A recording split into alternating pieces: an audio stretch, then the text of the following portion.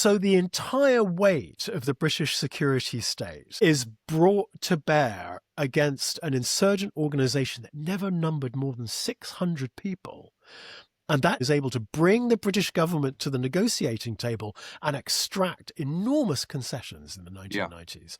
Yeah. When you look at that, what do you think? Do you think, oh my God, that's an extraordinary achievement? But every time I went there, I was immediately clocked. And I was told, it was very good advice, never try and look at what happened to Captain Nairac. Never try and pretend to be somebody you're not. Never try and sort of skulk around. They will know if you're from the next village, never mind if you're some English reporter from Belfast. So I would always... Do you love spy books, movies and TV? Then the Spybrary podcast is for you. Hello, everybody, and welcome back to the Spybrary podcast. I'm Adam Brookes. And today I'm joined by Toby Harden, who will be familiar to many Spybrary listeners, an absolutely formidable journalist and author who's done more than most, I would say, to penetrate the world of intelligence and its operatives on both sides of the Atlantic. Toby, welcome to the podcast. Hi, Adam. Great to be with you. Thank you. Toby was an officer in the British Royal Navy. He became a foreign correspondent for many different British newspapers. He reported on war and carnage in various different locales around the globe. And today we're going to start by talking about one of his earlier stamping grounds, which was Northern Ireland, where he was based as a reporter in the 1990s. Now, Toby's book, the book that came out of that experience, is called Bandit Country, the IRA and South Armagh, and it's one of the standard works on the conflict in Northern Ireland. It was published originally in 1999, but it's recently been reissued in a new edition nearly a quarter of a century on. This is highly unusual. It's a really extraordinary feat for an author. So, Toby, I want to ask you first, how on earth do you get your book reissued after 25 years? How do you do that? Well, first it has to go out of print, which... was not great because given it was selling pretty well, it was an inexplicable decision by Hodder at the time. And I don't know why they did it, but I was suddenly where it wasn't in bookshops. And then I watched the price climb and climb on eBay. And at a certain point, I was buying them in eBay from eBay so I was probably driving the price up. And then it was featured by Abe Books as one of the most popular out-of-print books in the world, which I thought was sort of a dubious distinction because clearly if it's out of print, you don't get any money from sort of, PDFs being emailed around the internet or eBay. But clearly you said there was a demand for it online. Yes, yes. And so my agent in the UK, Julian Alexander, was always a little bit reluctant because there was a big sort of legal battle around Bandit Country on publication. I was really sort of pushing the envelope on sort of naming names and what have you. But in the end, Bite Back in the UK approached me, and I said, "Yeah, let's do it." So yeah, it's very gratifying, and it feels like it has another life and a completely new readership. And also, I mean, it seems as if the new edition doesn't have a lot of changes to it, right? So the book, over 25 years, your original reporting kind of stood the test of time. All the work, the historians, all the inquiries that came, all the new information that came out about Northern Ireland, your reporting held up. I think so, yes. That was a very conscious decision. There is a new foreword, and so a number of people have died, and there have been a number of developments. But just by happenstance, it was written in 1998, 1999. So sort of the end of the Troubles. That's when the Good Friday Agreement was. So it was the timing was good. It wasn't sort of in the middle. If it had been written in 1989, for instance, everything would have sort of still been in progress. I do feel proud that a book, as you know, it's a moment. A non-fiction book is a moment in time. You can always do more. There's always more things that come out. Frustratingly, sometimes you write a non-fiction book, and some of the people you desperately trying to speak to suddenly become available, or other people are like, oh, I kind of like that book, and you think, damn, I really would have liked to have spoken to you. So you have to. It is a moment in time, but at the same time, you have to draw that line, and I feel pleased that I did it when I did it. Now, the book takes its title, Bandit Country, from an infamous district of Northern Ireland called South Armagh, where the IRA, the Irish Republican Army, was deeply entrenched and was fighting, in its mind, tooth and nail to free Northern Ireland from the British state. So, Toby, take us now to South Armagh in the 1970s, when your story sort of starts. Tell us what this place, South Armagh, was like. Yeah, so it was and is an incredible place, and it sort of captured my imagination. Initially a little bit as a schoolboy, the story of Captain Robert Nairac, who disappeared in 1977. He was a Grenadier Guards officer liaising with the SAS, and was sort of abducted in a pub car park and met a grisly death, and his body's never been found. So that was in my mind.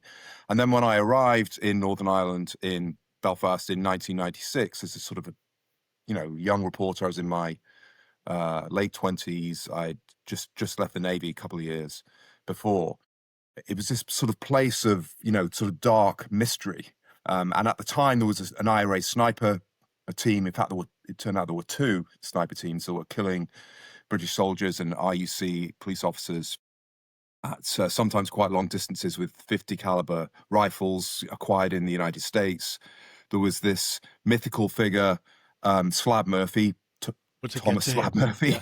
But I mean, broadly, this was an agrarian area, right? It's farms, yes. So, it's small towns, it's overwhelmingly Catholic. Yes. It's, we're not talking built up urban area. We're talking villages, rolling fields, patches of woodland, yes, and relatively few people. Yes. Sparsely populated, very rural. South Armagh IRA was fundamentally run by 6 or 8 families, interconnected with marriage and what have you. And there was a tradition, as you say, almost entirely Catholic.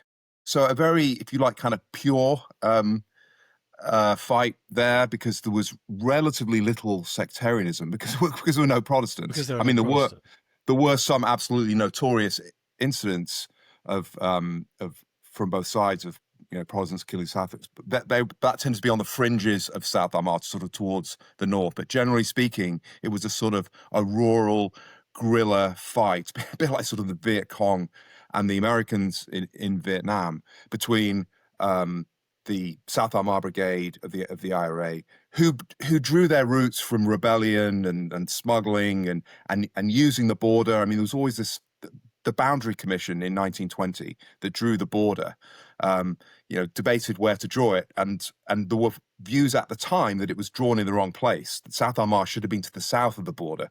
Right, so this is important, isn't it? So South Armagh is in Northern Ireland, controlled by the British, but it sits right on the border with the Republic of Ireland.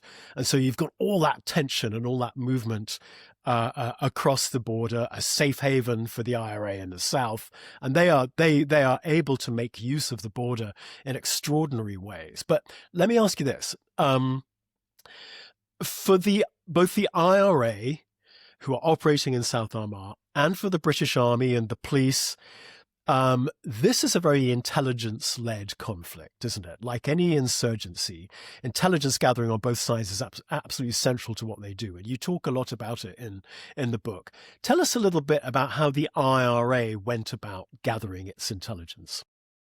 Well, yes, it's absolutely fascinating and often overlooked. I mean, the IRA has, in its sort of command structure, they'll have very militarized sort of command structure. You'll have an officer commanding, and you'll have a deputy, and you'll have an engineering officer who's sort of developing different types of weapons. and you'll have an intelligence officer. And some of that is sort of surveillance and sort of gathering information for particular operations. But also they would run sources or agents or informers, whatever you want to call them. And one of the incredible things about South Armagh was that they had their tentacles were in every part of society in the Irish Republic and Northern Ireland. I mean, this attracted a lot of controversy when the book was published because there was an incident in 1989 when 2 senior IEC officers were killed on the border. They were ambushed as they were driving from a meeting with the Irish police in Dundalk. And I, pretty much established that this was the IRA had sources in the Irish police. I mean, I found this in a way wholly uncontroversial. Like, why would they not? I mean, the IRA was a sophisticated guerrilla organization. They had people who worked for the telephone service, so you could tap people's phones and you knew where they lived. They had people working for the council who dig the roads, which meant that sometimes they would put command wires under the tarmac of the roads. I mean, so they really had people everywhere. They had a milkman. I remember in the book, they have a milkman, a guy who goes around delivering the milk through the villages, right? Who's just like watching everything and everybody all the time. Yes, absolutely. Yeah. And farmers, farmers moving their cattle or seeing their cattle move, or dogs barking, and so they, I mean, one of the things that does come out, and some people on the sort of British side didn't like this so much, was sort of how professional and adept the IRA was. And so they absolutely did have their agents, and occasionally it was very, very hard. But I remember it was not in South Armagh, but there was a Protestant police officer who had a gambling habit, and so the IRA was paying him for information. So exactly what MI5 and sort of classic agent running techniques. Yeah, right. Absolutely. And I did it generally the way I write, and certainly with Bandit Country, I don't particularly take sort of moral stances on this thing, like, oh, these are terrorists and this is sort of terrible. I mean, clearly there are atrocities, and that's very clear in the book, actually. Yeah. And so to me, that's the way wars are conducted. So I'm not sort of outraged that the IRA had Irish police officers sort of on their payroll or helping them. To me, that's just, that's natural. There's an ideological, sometimes financial reasons, and of course they're going to do that because they were a professional army. And in the face of this very professional insurgency, the might and the weight of the entire British state, government, police, army, and intelligence comes into South Armagh. Tell us a bit about the scale and the scope of the British surveillance and intelligence operation in South. Yeah, well, it was considerable, and I think by the end of the Troubles, if you date the end of the Troubles to 1998 or so, I think the British did have South Armagh pretty well wired, literally and metaphorically, and there were certainly prominent informants whose identity remains, secret to this day. But there was a sniper team that was arrested in April 1997 at a farmhouse on the Craigenduff Road near Crossmaglen by the SAS, and clearly the British knew that there was an attack was about to be launched, and I believe there was a combination of human and technical surveillance involved.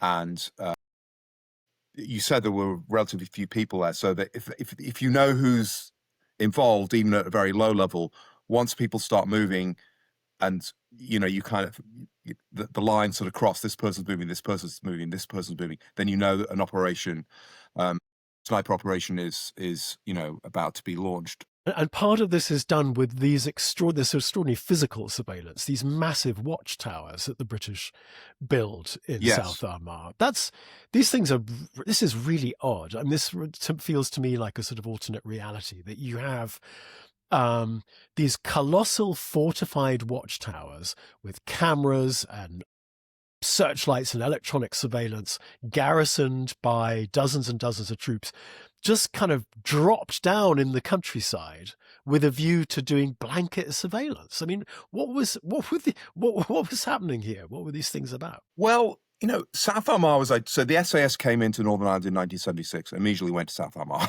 And so SAS was based at Aldergrove Airport, but there was, heavy sort of presence. SAS, of course, British Special Forces. Yeah. Yes. Super secret. Yes.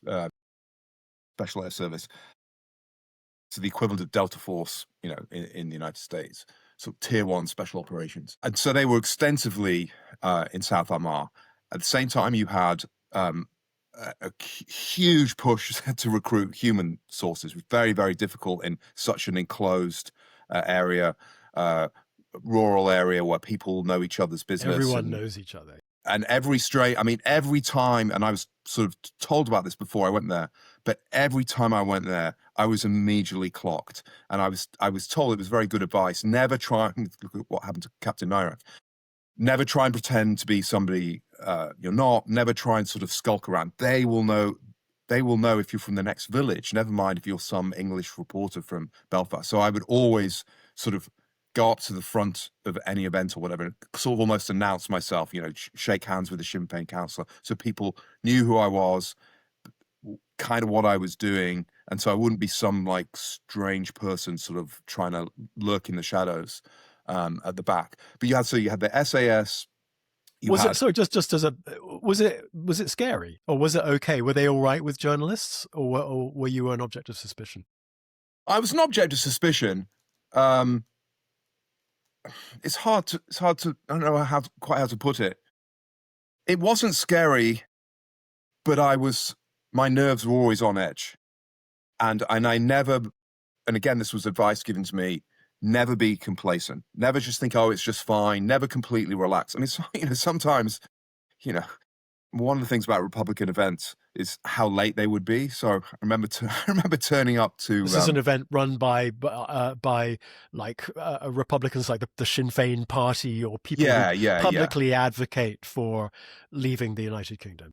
Yeah, exactly. And so I remember going to, there'd be a fundraiser for prisoners of war or something. And and also the thing about South Armagh is, you have the way you should look at Irish republicanism is that you should look at it's the Republican movement, and that's one entity, and Sinn Féin is the political wing, and the IRA is the military wing, but they're part of the same entity. And the Venn diagram of crossover is considerable, and was considerable. And in South Armagh, if you like, even in the 90s, the IRA was really the sort of senior partner, and the Sinn Féin more sort of did the press releases kind of thing. And so anyway, so there was an event to raise money for prisoners, and I think it started at 7 p.m. or something. And so I got there at 8 p.m. and I went into this hall in Crossmaglen. I think it was in the Rangers Hall in Crossmaglen, and immediately I could see these IRA guys, and lots of them, and I knew who they all were. But the event didn't really start until about 11. And so I'm there on my own, just drinking prodigious amounts of Guinness. I think I drunk about 11 pints, because I'm just waiting there. There's nothing else to do. What do you do with your hands?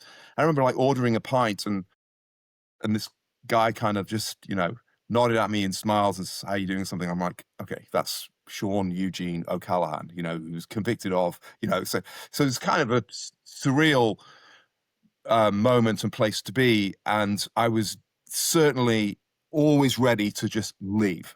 Always knew where my car was, and I would park it so that I didn't have to walk half a mile. But if it started going wrong, or somebody said, "Who the hell is that guy?" I mean, in Northern Ireland, we all seen the footage of the corporals in 1988. It was a very particular circumstance, an IRA funeral in West Belfast. But mobs are scary. and so, particularly in a crowded sort of situation, I didn't want to suddenly be, who the hell is that guy? Who are you? English, and people jump to conclude. So I was always ready to leave. Things turn on a dime. Yeah. So, but there was not random violence, and there was a story that's in. I think it is in Bandit Country. There was a Scottish folk singer, who was dragged up to Slab Gullion to be sort of interrogated, because they thought he was asking too many questions, or he was behaving in what they thought was a suspicious way. Now, he wasn't, I don't think he was even beaten up, and he certainly wasn't killed, and he must have, spoken honestly about who he was and what he was doing. But I did not want to go through an experience like that. Absolutely terrifying, So sort of a long answer to the question that I was cautious. I would always announce who I was, and I would always be ready to leave. You mentioned some of the names there and these personalities, and one of the things that you do in the book that's so fascinating is you draw out a lot of these personalities, and one of the central personalities throughout the book is this man, Tom Murphy, known as Slab. Just talk a little bit about who Tom Murphy is. Yeah, is still alive. So Tom Murphy, he was always known as Slab Murphy at that time, before Bandit Country. But there were lots of Murphys in South Armagh and in Ireland generally. So they were called the Slab Murphys, and it was something to do with farming, pig farming or something. It was not, sometimes people come up with lurid explanations. Oh, it's because, he used to torture people with a slab of concrete. So that's not true. But the family are called the Slabs, the Slab Murphys. And he was one of, I believe, 3 brothers. And there's some incredible footage actually that's on YouTube now of Tom Murphy pig smuggling in 1968, before the Troubles began. And you can see him. And so he was a smuggler, and he had a farm that was on the border. This is crucial, right? It actually straddles the border between the United Kingdom and the Republic of Ireland. So he can smuggle pigs just by walking them across his farmyard. Yes. He's taking the pigs from the Republic of Ireland into the United Kingdom. So this is crucial fact. Yeah. So, he would literally have a shed. Half of it was in the Republic of Ireland, half of it was in Northern Ireland, which is pretty sort of useful. And pretty frustrating for the British forces, because they couldn't get him in the Republic of Ireland, and there would literally be tugs of war sometimes. There's one involving a Scottish soldier who accidentally stepped into the wrong country and ended up being arrested. And while on his farm, I mean, they're literally moving in and out of the United Kingdom, just like that. Yes, but that was used to make money. So Tom Murphy, he smuggles pigs, he smuggles oil across, fuel oil, stuff like this, and he's a petty criminal, right? Is what he is.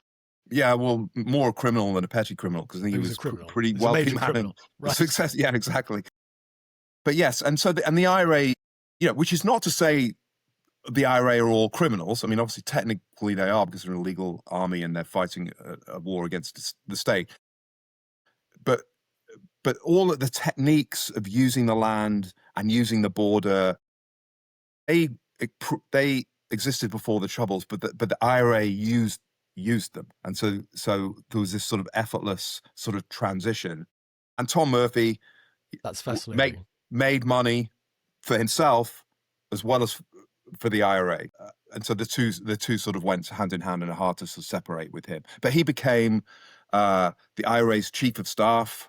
So the senior man in the IRA at the in the 1990s, he foolishly decided to sue the Sunday Times, who published an extract of a book by James Adams, who was a former Sunday Times journalist, which named Tom Murphy as an IRA commander, and he lost. And so in Dublin, and I attended the court, attended the trial on every single day, and saw him, and that and Bandit Country really led to him becoming a public figure. And he was then pursued by the Irish authorities for tax fraud, a la Al Capone, and became this public figure and served some prison time. So never convicted of any IRA offences, but he was convicted of financial fraud, and he did lose this libel case. And he had links, I mean, despite the sort of weird kind of parochial nature of the South Armagh setup, he actually had links with foreign intelligence services too. This man had links with Libyan intelligence, correct? Yeah. So the IRA... What was happening there? So the IRA was, the enemy. The enemy of my enemy is my friend. So yes, I don't think Tom Murphy would have much in common with Muammar Gaddafi, but he was one of the link men for weapons shipments. So Gaddafi was supplying the IRA with weapons, and Tom Murphy travelled on false passports to the Middle East. There was an exchange of gifts at one point where a Libyan intelligence officer was given an Alsatian dog by Tom Murphy, and I think Murphy got like a vat of olive oil or something in return. And there'd been training in Libya as well. There were links with the PLO. I mean, there was a sort of, the IRA, we'd see it as, international freedom fighters network. The British would see it as a sort of international terror network. But, there were links between the IRA and Basque separatists in Spain. So these were ways there were IRA men arrested in Colombia training the FARC. In the early 2000s. So this is very interesting to me. So I mean, Tom Murphy, Slab Murphy, he leaves school at 14, right? He has no qualifications. He's been a farmer and a smuggler. He's grown up in rural South Armagh. He doesn't strike me as somebody who is, a theorist of revolution or post-colonial thought, right? I mean, it is, as he's growing up, is anti-colonialism on his mind? Is he thinking about freedom movements in Kenya or Malaya or Indonesia or Belgian Congo? What drives him? How does he end up being an IRA operative in this way? What's in his mind? Yeah, well, there's all different types of people in the IRA. So there's a guy called Jim Liner who was famous IRA man, and he was a Marxist-Leninist sort of theorist, but like you were describing. I don't think, and some of the other people have ended up being sort of quite sort of right-wing, and there's one IRA guy who's his thing is now he's anti-abortion, so there's a sort of a spectrum of different types. But Tom Murphy, yes, I think on the surface, a very simple, unsophisticated, uneducated man, a pig farmer, but clearly not. Right, but at the same time, a sophisticated soldier, and I think you learn, particularly as a journalist, not to you don't need to have been to sort of Harvard or Oxford or whatever to be clever and effective. And so I think Tom Murphy had grown up in this area.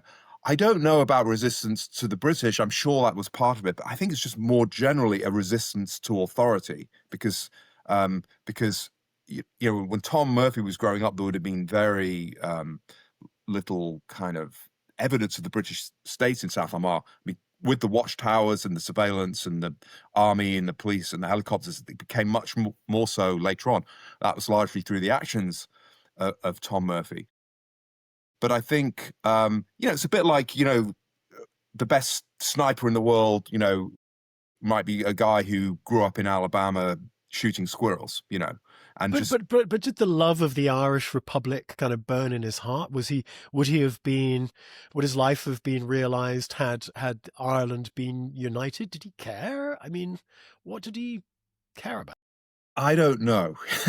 I mean, he would have lost his livelihood if there'd been a united Ireland, because he wouldn't have been able to smuggle anymore, right?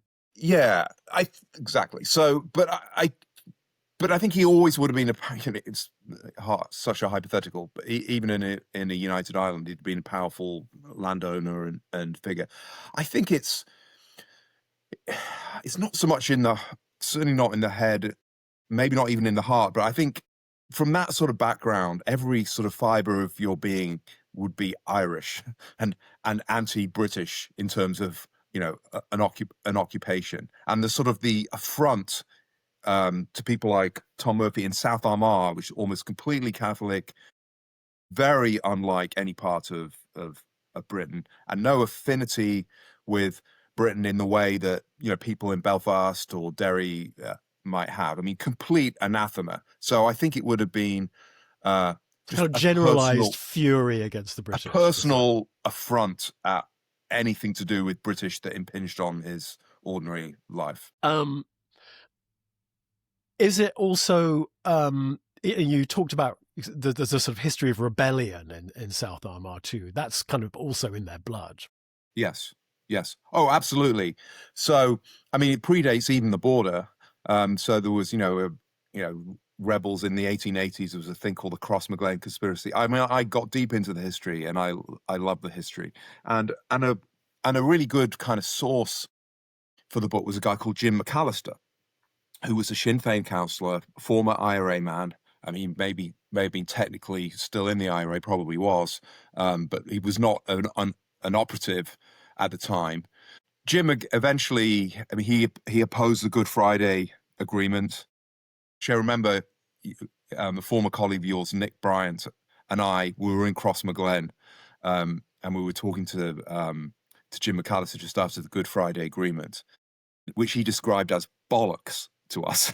I remember thinking, like, this is a change, you know. And he was talking about to the Sinn Féin leadership, essentially, of selling them out. But Jim loved the IRA, and he loved South Armagh, and he loved the history. And so I would go around with Jim, and he'd say, you know, a policeman was shot dead there in 1920. Right. And there were occasions. I mean, there were sometimes tactics. So there was a thing called the Baruki Sanger, which was named after a paratroop soldier who'd been killed by the IRA, Private James Baruki, which was this kind of metal sort of surveillance position that was attached to the Cross-Maglen police station. And twice in the 1990s, the IRA brought in like sort of pieces of farming apparatus and sprayed gasoline onto Baruki's Sanger and torched it. And both times, and nobody was killed in either of those attacks, but both times you had soldiers in the small number of soldiers in the Sanger who were like essentially like being sort of cooked alive. And I think on one of the occasions they jumped into they were jumping into the shower to cool themselves down. And eventually, the British managed to mobilize the troops and the police to sort of fight the IRA off. But it's sort of incredibly innovative sort of attack. But Yeah. but I found out through newspaper clippings and stuff that in 1920 the IRA had attacked the Cross-Maglen police station with a potato sprayer. So they used exactly the same tactic. And so that's the sort of place it was where you could just imagine bunch of guys, sitting around, I don't know, peat fire or in the pub or whatever. And some old guy says, I remember sort of back in the day we did this. And then some, current day IRA man will be like, that's interesting. Maybe we could sort of modify that. And so it was in the blood, and there was historical memory. Yeah. That's fascinating. Something, I mean, I'm really struck at how extensive, how enormous, how expensive, how committed the British security effort in Northern Ireland as a whole was, and particularly in South Armagh. Just how many people were, in your estimation, were actually in the IRA, were weapons carrying combatants in the IRA in South Armagh? Roughly. Yeah, good question. Actual active, because there were lots of people who would be sort of associates. Yeah, but actual fighters. Because people lookouts and you'd have a lot of people in the population who would sort of help. A few dozen. Yeah. I read somewhere I would say more between 50 and 100 active. I read somewhere that there was, at any one time, after 1969, throughout the Troubles, through the 70s, 80s, 90s, there were never more than 600 active participants in the IRA. Is that about right? I think that would be about right, yes. So the entire weight of the British security state, the army, military intelligence, police, MI5, even MI6 at one point, right, is brought to bear against an insurgent organization that never numbered more than 600 people. And that insurgent organization is able to bring the British government to the negotiating table and extract enormous concessions in the 1990s in return for a measure of peace. When you look at that, what do you think? Do you think, oh my God, that's an extraordinary achievement? I do. I think that, in South Armagh, it shows the benefit of living among the population, knowing the land, and having this sort of history.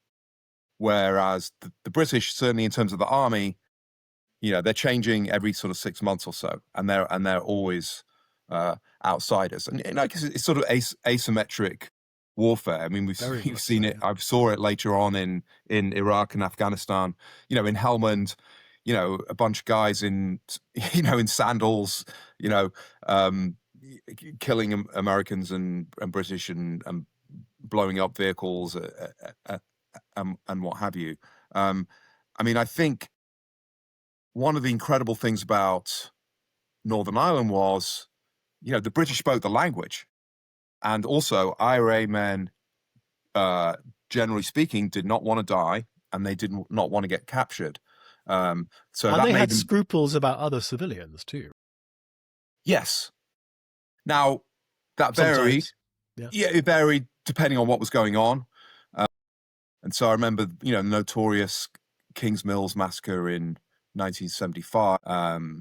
South Armagh IRA men operating, calling themselves the Republican Action Force, but they were really South Armagh IRA, and they stopped a vehicle of workers, and I can't remember the number of Protestants they killed, but they killed all the Protestants. I think maybe it was 11, and there was one Catholic there, and they let him run, and then one Protestant survived. But that was a sort of sectarian killing. And I remember speaking to Peter John Carraher, PJ Carraher, who's now dead, who was an IRA godfather, and the father of Micheál Carraher, who became one of the principal snipers in the late 1990s. And he was also the father of Fergal Carraher, who was an IRA member who was killed by the British and was labelled as Sinn Féin at the time, but subsequently claimed by the IRA. But I remember talking to Peter Carraher about this, and he said, well, yep, but there were no more Catholics killed after that. And so, so I guess in the heat of the war, he viewed that as legitimate.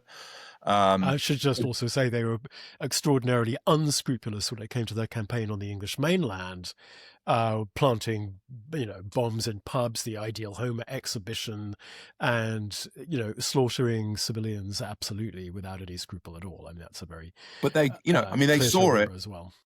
They saw it as, well, civilians die in wars, which is true, and we have to do what we have to do.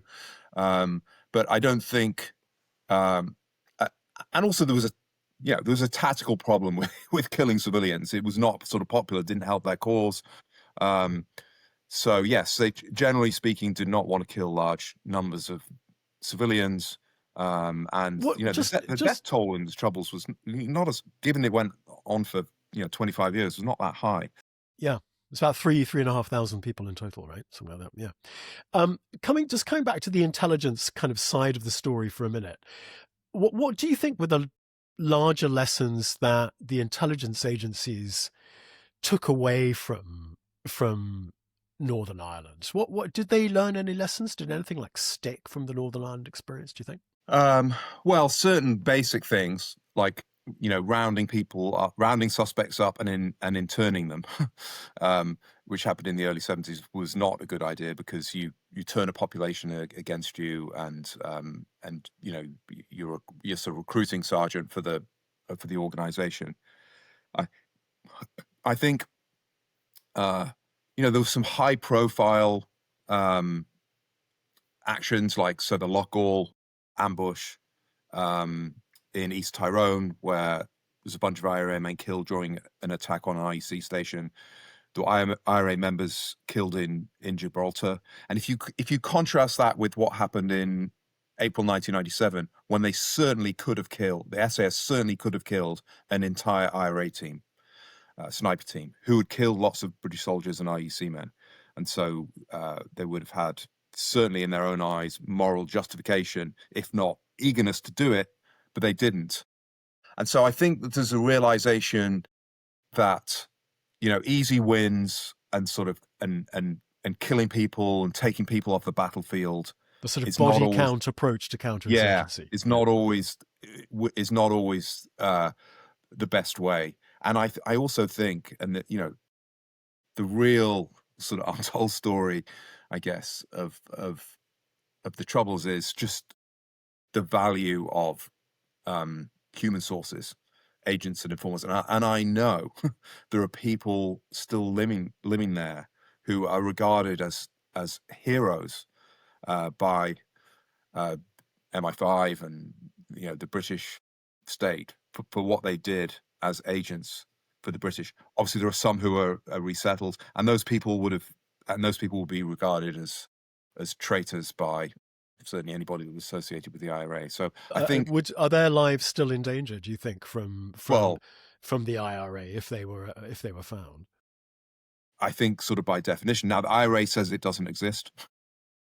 Just by the way I frame that sentence, it'll sort of you get right. My view on whether they do or not.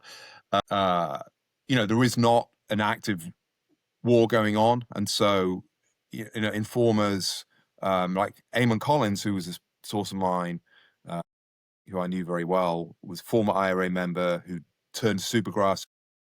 He'd given evidence against the IRA, then recanted, but remained living in Newry, right on the edge of South Armagh.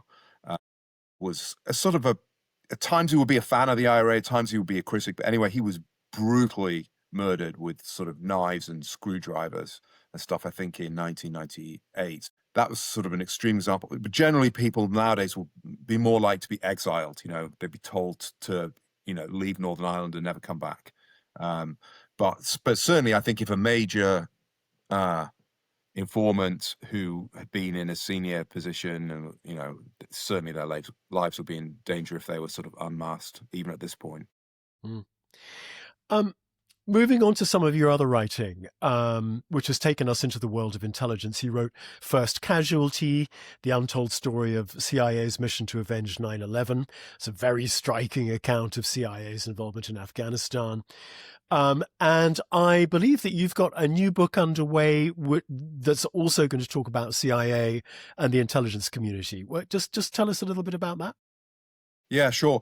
Yeah, so First Casualty was about the first CIA team behind enemy lines after 9/11. So Mike Spann that's where the title came from. He was killed, and it was an 8-man team. And I interviewed the 6 surviving members of the team. And it was initially not supposed to be about, I didn't think of it as a CIA book, but as I was researching it, it became much more about that team. And I just realized what sort of incredible people they were, such an eclectic bunch, paramilitary officers, case officers, incredibly sort of varied backgrounds. And so that got me sort of inside the CIA world on the operational side, and I just became absolutely fascinated with it. And during the research, I realized that I found out that David Tyson, who in a way is the protagonist of First Casualty, because he was a case officer, linguist, former academic. In a sense, he was every man on the team because he had relatively little military training, although he had been in the army. But he had received the Distinguished Intelligence Cross. And I was told this. Actually, I was told it by Hank Crumpton, who was famous CIA officer who was running the war. He was the chief of Counterterrorism Center Special Operations. So he's sort of running the war from Langley. And we were talking about David being second-guessed, his actions being second-guessed by people who weren't there. And Hank said, well, he received the Distinguished Intelligence Cross. And I was like, and I knew David pretty well at that point. He never mentioned it. And I was like, well, what's that? And Hank was sort of, well, it's like our Medal of Honor. And so I thought, that's interesting. I'd never heard of it. Who got it? And so that set me down the path. And so I established that there were 39 recipients. And given the CIA was founded in 1947, which makes it, by my maths, 78 years old, that's just under one award every 2 years. So it's an incredibly rare award. And so I set about finding out who these people were. So first of all, I had to find out their names, which took me at least a year. And then I had to find out what they did. And then I had to persuade the ones that are alive, I think there were 18 still alive, to talk to me, and with the others, their families, and try and get stuff from the agency and retired officers. So I pieced the story of those 39. I think the book is going to be called The 39. Those stories together, and it's sort of an incredible sort of rich history of the people in the CIA. I feel like it's a history of the CIA through its people at the sharp end. How do you get around the problem of operational? To tell their stories, you're going to have to be talking about operational details that, of course, would be classified. How have you got around? Yeah, well, it's hard, and you sort of, you negotiate with people, and also, I mean, there's a lot of trust, because there's, I know, apart from one actually, all the true names, but some of those people are still serving, and so it's, I'm not going to harm U.S. national security, and there are details, of operational details, and cover names, and particular technical things that I know about that I'm not going to publish, but I feel there's always a way of telling us of telling a story. You don't need to have the radio frequency. You don't need to know or write what the alias was, or sometimes even which country was helping with the cover identity. And so I've tried to be extremely responsible, and if I'm in doubt, I check with I check with people. But it's incredible. I think what you can tell without going into stuff that's really, really secret. And also some of the stuff is decades old as well. So I think there's a time when stories can be told. It sounds like it's going to be an absolutely fascinating book. We're looking forward to that one too. I would say, one detail that stuck with me from your writing came from the book you were just talking about, First Casualty. Mike Spann, who was the CIA officer, a paramilitary officer in Afghanistan, a very experienced guy, highly, highly skilled at what he did, right at the point of the spear on the United States response to 9/11 in Afghanistan. And yet I remember that you wrote in that book that he earned $42,000 a year, was it? That's right. Yes. And he drove a Dodge Geo, and he lived Yes. in a little townhouse out somewhere. Was it Spotsylvania or somewhere outside I Washington, think it was in Leesburg or somewhere. Leesburg, or But it just really brought Northern home Virginia. to me how these guys are low to middle level public servants. And the image that I think so many of us have of undercover operatives working on the most sensitive secret operations that their country ever performs are people who really get by on very little, right? I mean, these are not people who go to Monte Carlo on vacation. No. I mean, they're government servants. Quite low-level government service. Yeah, What was he, a civil GS9, service. a GS10, was he? So he's Yeah. Maybe So Mike halfway was up the civil service scale. Yeah, Mike was 32, and he left the Marine Corps as a captain, and he was, had not been only been in the CIA for a couple of years, and and if he'd lived, I mean, his contemporaries, climbed up to sort of SIS rank, senior intelligence service rank, sort of like generals, and then you earn a decent salary. But yes, you don't do it to become rich. And so, I mean, that's one of the things that I'm exploring in the 39, and I think, yes, I'm glad you picked up on that detail. There's this sort of a sense of it in First Casualty, that these are ordinary people, ordinary Americans from all over the country, and often humble, very humble backgrounds, very few Ivy League sort of types, that stereotype of, Alan Dulles and Richard Bissell and stuff. And, that was an element of the CIA at its founding. But there was also the OSS side of emigres, people who had fled sort of Hitler and Stalin and what have you. But yeah, so they're ordinary people, but with sort of extraordinary qualities and capabilities, who find themselves in extraordinary situations. And that to me is the fascination. I'm much more interested in what happens on the ground and what happens in the White House Situation Room when the presidential daily brief is delivered. I mean, I'm sort of drawn to these incredible people who are, patriots, who have this sense of service. And also, in the military, you join and you get, your valor and where you've been. You can read the career on the chest of a military officer, where they've been, what they've done, and what they've achieved. And with the CIA and other intelligence services, you sort of check your ego at the door, and you go in, expecting that you'll do incredible things that you can never talk about, and people will, and sometimes even your kids will think that, oh well, why did Dad not get sort of promoted? Why was he only ever the sort of second economic secretary? Now families know more, and now cover is lifted when people have left. But it takes a certain type of person with often some great, intellect and physical attributes to go and do something where you're going to get absolutely no recognition at all. I remember having exactly that conversation actually with a former MI6 officer, and so asking them, why did you decide to leave? What was it that you, and they just said, you know what? I didn't want to spend 30 years of my life skulking around, pretending to be a third secretary agricultural agreements in the corner of the embassy. It was just like, I had no interest in doing that. Yeah.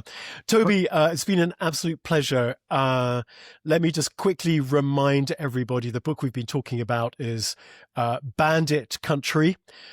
We've also talked about First Casualty, the untold story of the CIA's mission to avenge 9/11, and we are looking forward to Toby's new book on the intelligence cross, it's called, right? The Distinguished Intelligence Cross, which we hope we're going to be seeing on bookshelves November. Toby, thanks very much indeed for talking to us today, and congratulations on the reissue of Bandit Country, and best of luck with the new book. Thanks so much, Adam. Cheers.